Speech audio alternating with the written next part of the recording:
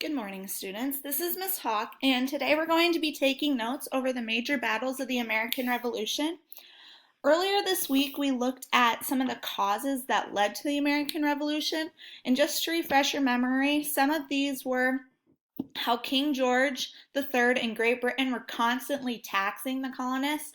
Some of these taxes included the Intolerable Act, the Stamp Act, the Sugar Act, and how the colonists were just getting really frustrated because they did not like paying these taxes.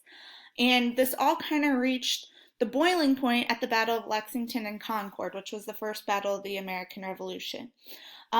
So we're going to continue looking at the American Revolution and some of the battles that took place throughout it. I do need you to get out your journals and turn to page 29 in your journals, and what we're going to be doing is taking Cornell notes. Okay? So, as always, just make sure you write everything that's underlined in your journal. If you want to add more, that's fine, but make sure you get the stuff that's underlined. Again, the title of your notes is going to be Major Battles of the American Revolution. Okay, let's get started. So, like I discussed earlier, the first battle of the American Revolution was the Battle of Lexington and Concord. This occurred on April 18th, 1775.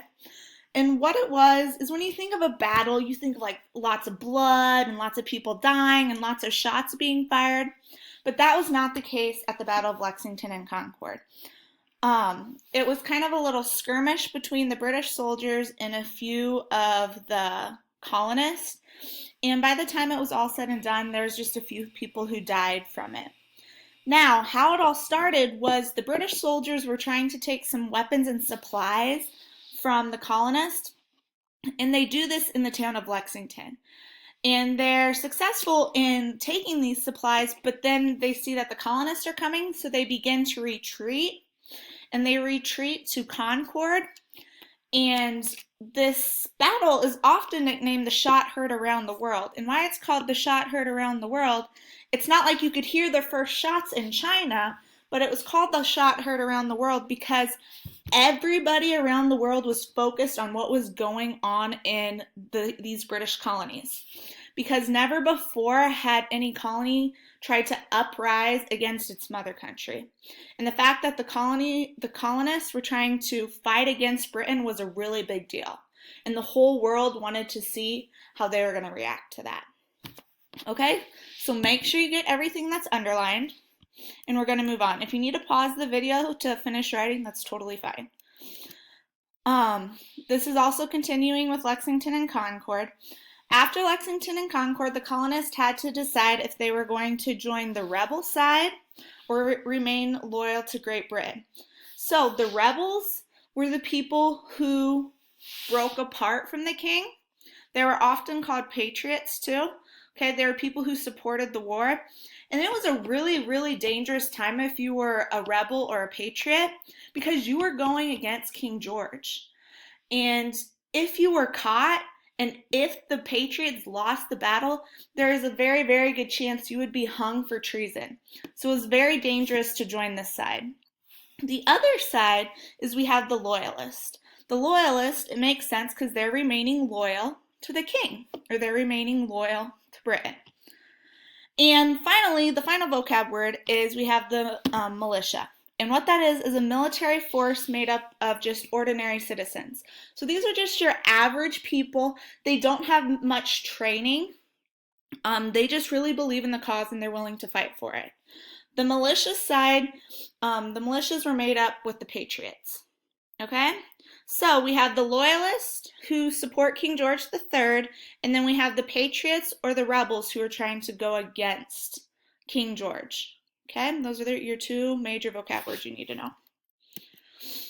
This would have been, if you were in class, I would have wanted you to turn and talk to your partner.